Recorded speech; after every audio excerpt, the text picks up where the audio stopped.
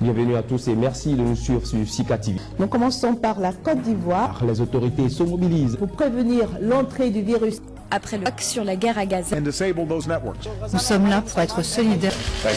Et les femmes en Irak, les musulmans restent silencieux.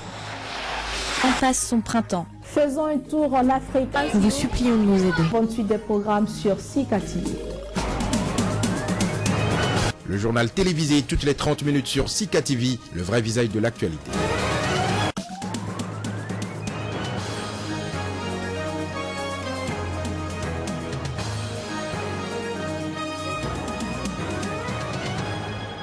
Muhammadu Buhari, candidat du APC à la présidentielle de 2015 au Nigeria, l'ex-général entend gouverner le pays de façon démocratique s'il était élu. L'épidémie d'Ebola ne coûtera pas que des vies humaines au continent africain. La reconstruction des systèmes de santé des pays touchés nécessitera des millions de dollars selon certains responsables africains. Enfin, le calme est revenu à Hong Kong au lendemain de l'opération de déguerpissement des manifestants pro-démocratie.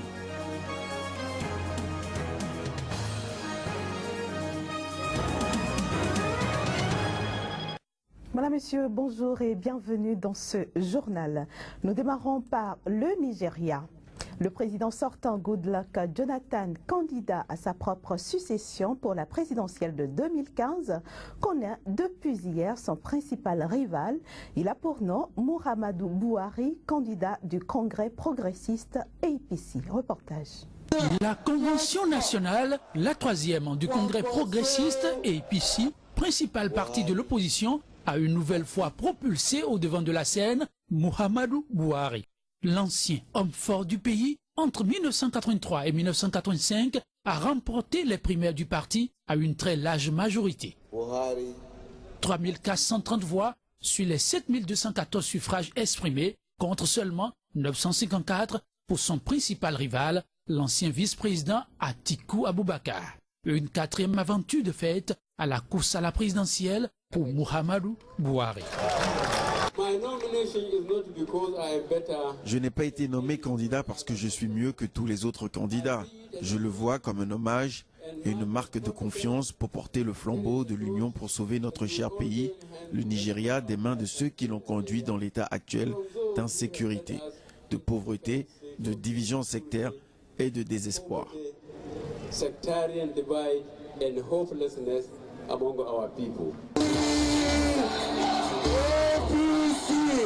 Le 14 février, Muhammadu Buhari, ce musulman du Nord, fera donc face à son rival de 2011, le président sortant Goodluck Jonathan, chrétien du Sud, éclaboussé ces derniers temps par plusieurs scandales et une insécurité persistante dans le nord-est du pays. La bataille s'annonce d'ores et déjà serrée, mais aussi très tendue.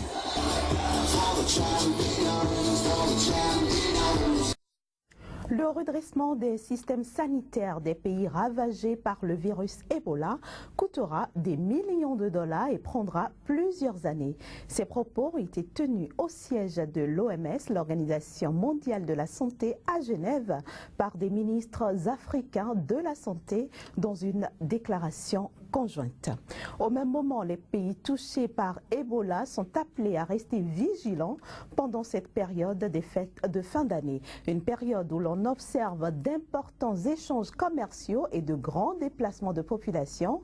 Ces dernières pourraient être appelées à baisser la garde face au virus.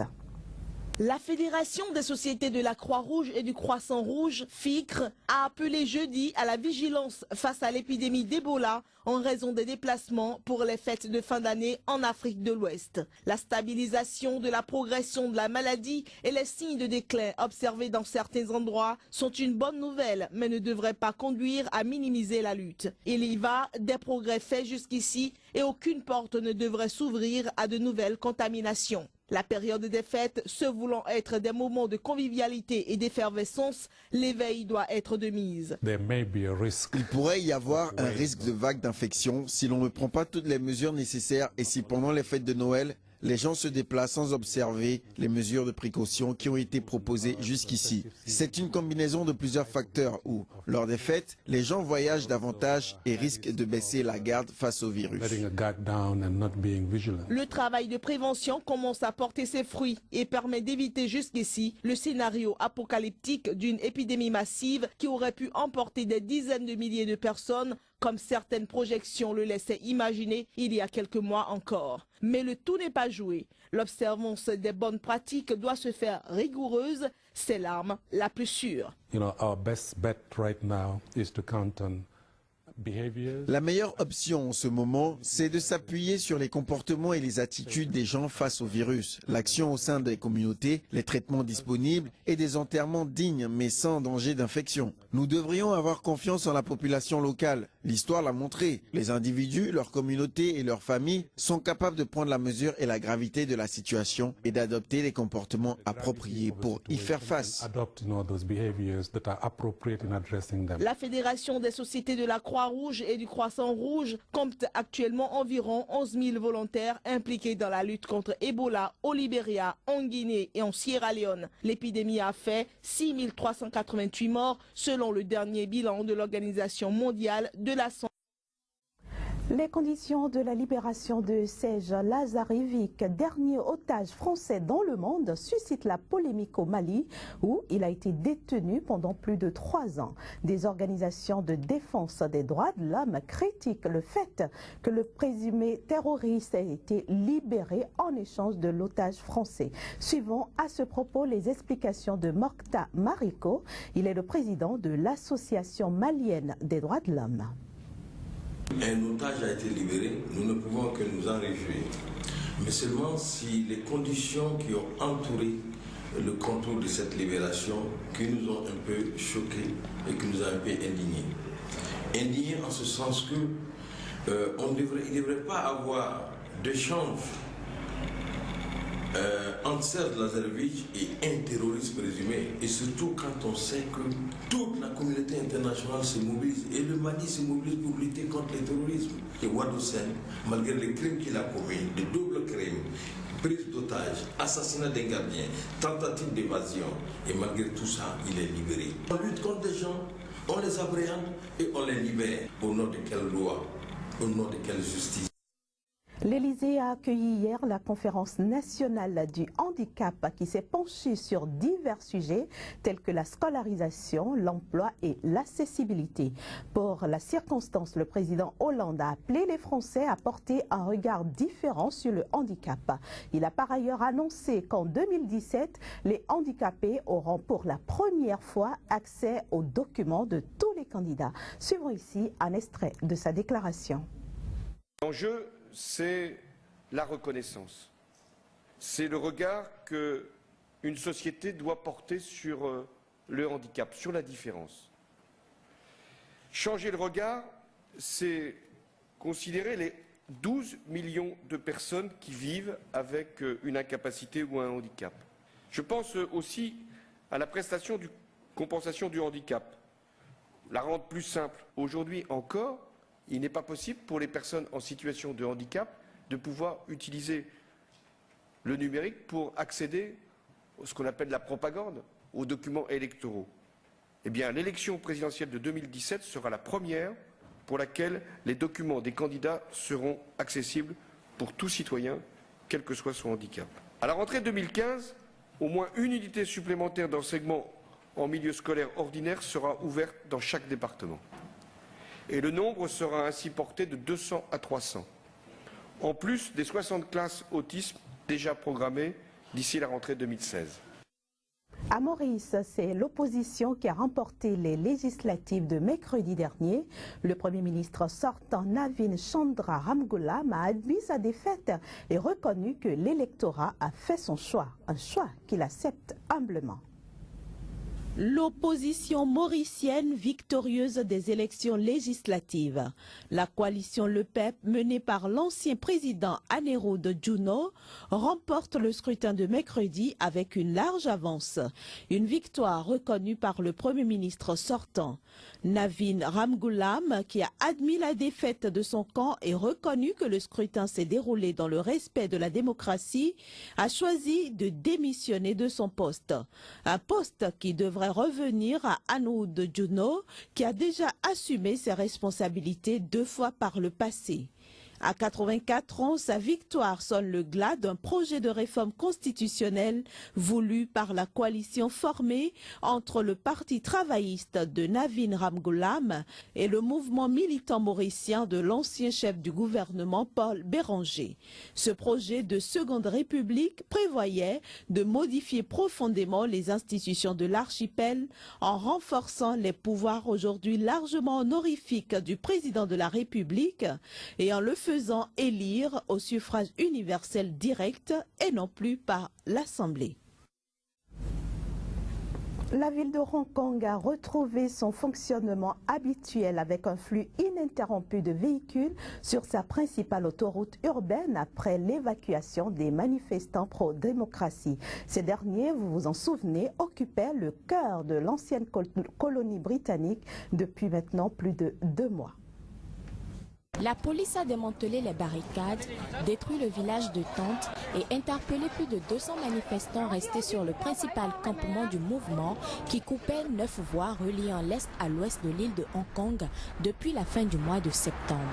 Cette opération menée jeudi sans violence par des centaines de policiers dans le quartier d'affaires d'Admiralty, près du siège du gouvernement, met fin à une crise politique sans précédent depuis le retour en 1997 de Hong Kong dans le giron de la Chine après 155 ans de présence britannique. Le calme est revenu et les routes ne sont plus bloquées. Les protestataires, dont une majorité de lycéens, d'étudiants et de jeunes travailleurs, réclament l'instauration d'un véritable suffrage universel et contestent la présélection par Pékin des candidats au poste de chef de l'exécutif local. Les autorités chinoises n'ont fait aucune concession sur le fond de leurs revendications, mais les manifestants ont promis de poursuivre leur combat sous une autre forme. Certains, cependant, ne cachaient pas leur amertume vendredi face à l'échec des manifestations qui bénéficiaient d'un fort soutien de la population, mais ont fini par lasser les habitants obligés de passer des heures dans les transports en commun. Benny Tai, le chef de file du groupe Occupy Central, qui, le premier, avait lancé l'idée d'occuper des quartiers stratégiques, a rejeté lui aussi la perspective de sit-in dans un proche avenir. Aux États-Unis, le nombre d'enfants vivant dans la rue n'a jamais été aussi élevé, conséquence d'un taux national de pauvreté en hausse et d'un manque de logements abordables dans les grandes villes. Voici les images. L'hiver dernier, le quotidien pour Philana, c'était de trouver un endroit où dormir, pour elle, son compagnon et ses 2 enfants. Je me souviens, c'était le 17 décembre. On ne savait vraiment pas où on allait dormir. On est resté dehors jusqu'à minuit, à passer des coups de fil, à demander de l'aide, mais personne ne voulait accueillir notre famille.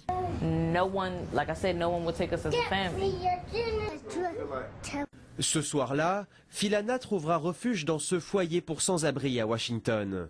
Tous 2 sans emploi, le couple vit ici depuis maintenant 6 mois. Une situation loin d'être unique aux États-Unis. Selon un récent rapport, 2,5 millions d'enfants auraient passé au moins une nuit dans la rue l'année dernière. Et dans la capitale américaine, tous les foyers affichent complet. On appelle ces familles les sans-abri cachés. Ils restent chez des amis, chez des familles, puis chez des connaissances, aussi longtemps que possible, jusqu'à ce qu'ils épuisent leurs possibilités et qu'ils n'aient plus nulle part où aller. L'association Doorways, en banlieue de Washington, offre un refuge temporaire à plusieurs de ces familles. Depuis 2 mois, Dawood vit ici avec sa fille de 12 ans. Après 3 ans de galère, a travaillé comme cuisinier, ballotté entre petits hôtels et canapés chez des amis. Un épisode difficile pour Dawood, qui reste pourtant déterminé à s'en sortir. Ça fait mal car vous avez l'impression d'être un raté de la vie. En vivant chez les autres, on a l'impression de ne pas faire partie de la société. J'avais l'impression de ne pas être à la hauteur pour ma fille. Mais ce n'est pas mon genre d'abandonner. Je pense qu'à partir de maintenant, les choses vont s'arranger. Le manque de logement, les violences conjugales et la pauvreté sont autant de facteurs qui poussent ces familles vers la rue. Et si le gouvernement américain a pris des mesures drastiques pour réduire le taux de sans-abri parmi ses vétérans, à Washington comme ailleurs, ils seront encore nombreux à passer Noël sans un toit. Madame, Monsieur, ce sera tout pour cette édition. Merci de nous avoir suivis. Très bonne suite de programmes sur SICA.